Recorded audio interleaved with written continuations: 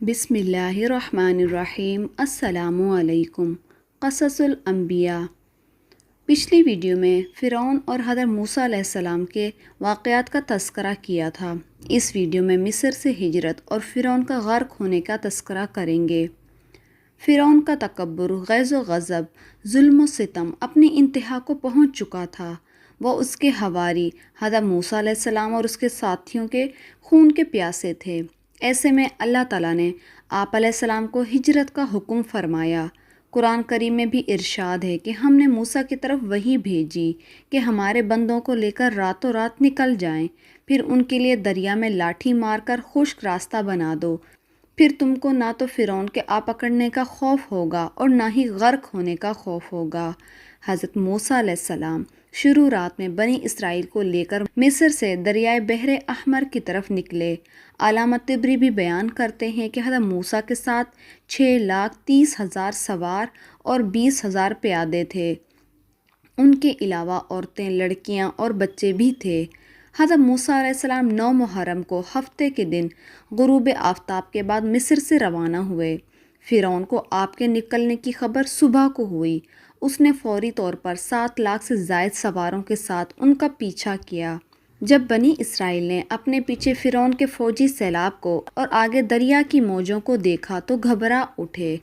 कुरान करीम में भी है तो मूसा के साथियों ने कहा, हम तो यकीनन पकड़ लिए गए हैं। मूसा ने कहा, हरगिज़ नहीं, यकीन मानो कि मेरा रब मेरे साथ है जो मुझे ज़रूर राह दिखाएगा। हमने मूसा की तरफ वही भेजी कि दरिया पर अपनी लाठी मारें। उन्होंने दरिया पर लाठी मारी तो उनमें 12 खुश्क रास्ते निकल आए और वो बनी इसराइल के 12 कबीले उनमें से गुजर गए। लश्कर फ़िरौन ये हैरतनाक मंजर देखकर सहम गया। फ़िरौन भी कुदरत के इस करिश्मे को देखकर मरूब हो चुका था, लेकिन फिर अपने ऊपर फ़िरौनियत सवार करते हुए गोया हुआ, तुम लोग फ़िक्र ना करो, ये सब करिश्मा मेरी हैबत का है, जिसे दरिया की रवानगी रुक कर रास्ते बन गए हैं ताकि मैं अपने भगोड़ों को पकड़कर सज़ा दे सकूं। ये कहकर वो आगे बढ़ा और अपने घोड़े दरिया में डाल दिए। लश्कर को पीछे आने का हुक्म दिया। जब फ़िरौन और उसका लश्कर दरियाई रास्तों के अंदर समा गया तो अल्लाह ताला ने दरिया को रवानगी का हुक्म दे दिया। दरिया के सब हिस्से आपस में मिल गए। फ़िरौन जब डूबने लगा तो पुकार उठा कि मैं अल्लाह वाहिद ला शरीक पर ईमान लाता हूँ।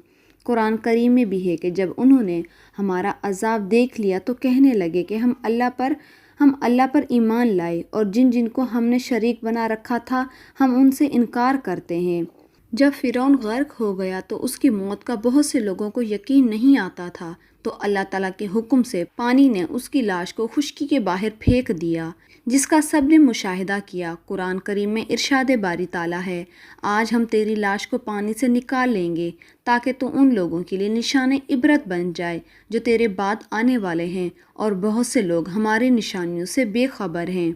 आज भी फ़िरौन मनफ़ताए सानी की हनूत शुदा लाश इबरत का निशान बनी मिस्र के अजायब खाने में महफूज है। रिवायत में है कि फ़िरौन और उसके लश्कर की हलाकत यौम आशूरा के दिन हुई। इमाम बुखारी ने फरमाया कि हज़रत इब्ने अब्बास से मरवी है कि रसूल सल्लल्लाहु अलैहि वसल्लम मदीना मुनव्वरा तशरीफ़ लाए तो यहूदी आशूरा 10 मुहर्रम का रोज़ा रखे हुए थे, तो हुज़ूर सल्लल्लाहु अलैहि वसल्लम ने दरियाफ़्त किया, ये कौन सा रोज़ा है जो तुम रखते हो? उन्होंने कहा कि ये वो दिन है जब मूसा अलैहिस्सलाम को फ़िरौन पर गलबा हासिल हुआ था। तो नबी पाक सल्लल्लाहु अलैहि वसल्लम ने अपने असहाब से फरमाया, तुम मूसा के ज़्यादा हकदार हो, लिहाजा तुम भी रोज़ा रखो। हज़रत मूसा अलैहिस्सलाम फ़िरौन के गर्क होने के बाद बनी इसराइल के साथ बहराए अहमर पार करके वादी सीना की जानिब चले गए। रास्ते में एक ऐसी कौम के पास से गुजरे जो बुतों की पूजा करती थी। बनी इसराइल ने जब ये देखा तो कहने लगे, ए मूसा, जैसे इन लोगों की इबादत है हमारे लिए भी ऐसा ही माबूद बना दे। मूसा अलैहिस्सलाम ने कहा, तुम बड़े ही जाहिल हो, ये लोग जिस काम में लगे हुए हैं ये तबाहकुन काम है और उनका ये काम महज बेबुनियाद है। क्या अल्लाह ताला के सिवा तुम्हारे लिए कोई और माबूद तलाश करूं, हालांकि उसने तुमको तमाम जहानों पर फौकियत दी है। हज़रत मूसा अलैहिस्सलाम अपनी कौम को लेकर आगे बढ़े। अल्लाह ने बनी इसराइल की हिदायत और रहनुमाई के लिए हज़रत मूसा अलैहिस्सलाम को आसमानी किताब देने का फ़ैसला किया। चुनाचा अल्लाह ताला ने आपको 30 रातों के लिए कोहे तूर पर बुलाया, जिसमें मज़ीद 10 रातों का इजाफा करके उसे 40 रात कर दिया गया। حضرت موسیٰ علیہ السلام کوہ طور پر جانے سے قبل اپنے بھائی حضرت ہارون علیہ السلام کو اپنا جانشین مقرر کر گئے۔ حضرت ہارون بھائی بھی تھے اور نبی بھی تھے۔ حضرت موسیٰ وقت مقرر پر کوہ طور پر پہنچے اور اللہ تعالیٰ سے ہم کلام ہوئے اور کہنے لگے، اے میرے پروردگار، مجھے اپنا جلوہ دکھا دیجیے، میں آپ کو ایک نظر دیکھ لوں۔ ارشاد ہوا کہ تم مجھ کو ہرگز نہیں دیکھ سکتے، لیکن تم اس پہاڑ کی طرف دیکھتے رہو، اگر وہ اپنی جگہ پر برقرار رہے تو تم بھی مجھے دیکھ سکو گے۔ اور جب ان کے رب نے پہاڑ پر تجلی فرمائی تو تجلی نے اس کے پرخچے اڑا دیے اور موسیٰ علیہ السلام بے ہوش ہو کر گر پڑے۔ پھر جب ہوش میں آئے تو عرض کیا، بے شک آپ کی ذات پاک ہے، میں آپ کے حضور توبہ کرتا ہوں، میں سب سے پہلے آپ پر ایمان لانے والا ہوں۔ ارشاد ہوا، اے موسیٰ، میں نے تم کو اپنے پیغام اور اپنے کلام سے لوگوں کو ممتاز کیا ہے، تو جو میں نے تم کو عطا کیا ہے اسے پکڑ رکھو اور میرا شکر بجا لاؤ۔ اور ہم نے تورات کی تختیوں میں سے ان کے لیے ہر قسم کی نصیحت اور ہر چیز کو تفصیل سے لکھ دیا ہے۔ یہ حضرت موسیٰ علیہ السلام کا اللہ تعالیٰ سے ہم کلام کا دوسرا واقعہ تھا۔ حضرت موسیٰ علیہ السلام جب 40 راتوں کے لیے کوہ طور پر گئے تو پیچھے سامری نامی ایک قبطی نے، جو حضرت موسیٰ علیہ السلام کا پڑوسی بھی تھا، بظاہر تو آپ پر ایمان لا کر آپ کے ساتھ ہو گیا تھا، بنی اسرائیل سے سونے کے زیورات اکٹھے کر کے ایک بچڑا تیار کیا، جس میں اس نے حضرت جبرائیل علیہ السلام کے گھوڑے کے سموں کے نیچے کی مٹی بھی شامل کر دی۔ یہ مٹی اس نے چپکے سے اس وقت لی تھی جب حضرت جبرائیل علیہ السلام ان لوگوں کو دریا پار کروا رہے تھے۔ یہ بچڑا جب تیار ہو گیا تو یہ کچھ کچھ بیل کی طرح آواز نکالتا تھا، یعنی جب اس میں ہوا داخل ہو جاتی تو اس میں گائے یا بیل کی آواز نکلتی۔ اس آواز سے سامری نے بنی اسرائیل کو گمراہ کیا اور بولا، یہی تمہارا اصل معبود ہے۔ قرآن پاک میں ہے کہ پھر اس نے ان کے لیے ایک بچڑا بنا دیا، یعنی بچڑے کا بت، جس کی گائے جیسی آواز تھی، پھر کہنے لگا یہی تمہارا معبود ہے، اور موسیٰ کا بھی، لیکن موسیٰ بھول گیا ہے۔ حضرت موسیٰ علیہ السلام جب تورات لے کر واپس آئے تو دیکھا بنی اسرائیل سامری کے بچڑے کی پرستش کر رہے ہیں۔ آپ کو سخت ناگوارا گزرا، غضبناک ہو کر اپنے بھائی حضرت ہارون علیہ السلام سر کے بال اور داڑھی پکڑ کر ان پر سخت ناراض ہوئے۔ حضرت ہارون نے عرض کیا، اے میرے بھائی، میری داڑھی اور سر کے بال مت کھینچو، دراصل قوم نے مجھے کمزور خیال کیا اور میرے قتل کے در پہ ہو گئے۔ حضرت موسیٰ علیہ السلام سامری کی طرف متوجہ ہوئے اور فرمایا، تو نے یہ حرکت کیوں کی؟ اس نے کہا، میں نے فرشتوں کے نقش سے مٹی کے ایک مٹھی بھر لی تھی، پھر اس کو بچڑے کے قلب میں ڈال دیا، مجھے یہ کام بھلا لگا۔ حضرت موسیٰ نے کہا کہ دنیا کی زندگی میں تیری یہی سزا ہے کہ تو کہتا پھرے گا کہ مجھے نہ چھونا، اور تیرے لیے ایک وعدہ ہے، یعنی کہ عذاب ہے جو تجھ سے ٹل نہیں سکے گا۔ پھر ایسا ہی ہوا، سامری عمر بھر یہی کہتا رہا کہ مجھے نہ چھونا، کیونکہ اسے چھوتے ہی چھونے والا اور سامری دونوں شدید بخار میں مبتلا ہو جاتے۔ پھر وہ انسانوں کی بستی سے نکل کر جنگل میں چلا گیا، جہاں جانوروں کے ساتھ زندگی گزاری اور عبرت کا نمونہ بن گیا۔ حضرت موسیٰ علیہ السلام نے اس بچڑے کو جلا کر دریا میں پھینک دیا۔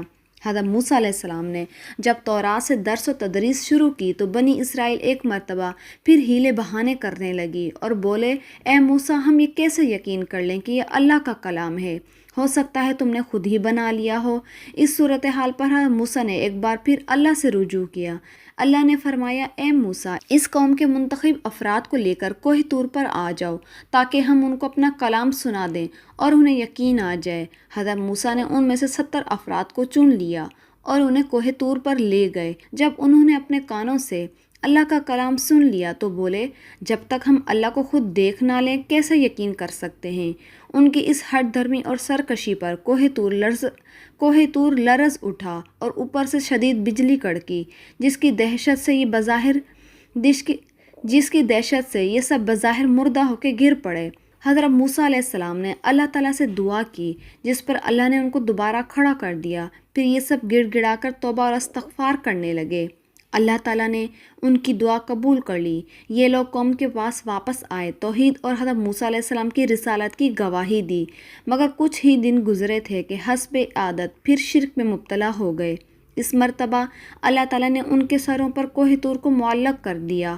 قرآن پاک میں بھی ارشاد ہے کہ جب ہم نے تم سے وعدہ لیا اور تم پر طور پہاڑ لا کر کھڑا کر دیا اور حکم دیا کہ جو کتاب ہم نے تم کو دی ہے اس کو مضبوطی سے پکڑے رکھو اور جو کچھ اس میں ہے اسے یاد رکھو تاکہ عذاب سے محفوظ رہ سکو۔ بنی اسرائیل اپنے سروں پر کوہ طور کو دیکھ کر بہت زیادہ خوف زدہ ہو گئے اور کہے کہ اس بڑے پہاڑ کے نیچے کہیں ہم دب کر ختم نہ ہو جائیں۔ چنانچہ وہ سجدے میں گر کر توبہ استغفار کرنے لگے۔ پھر حضرت موسیٰ کی درخواست پر اللہ نے انہیں ایک بار پھر معافی دے دی۔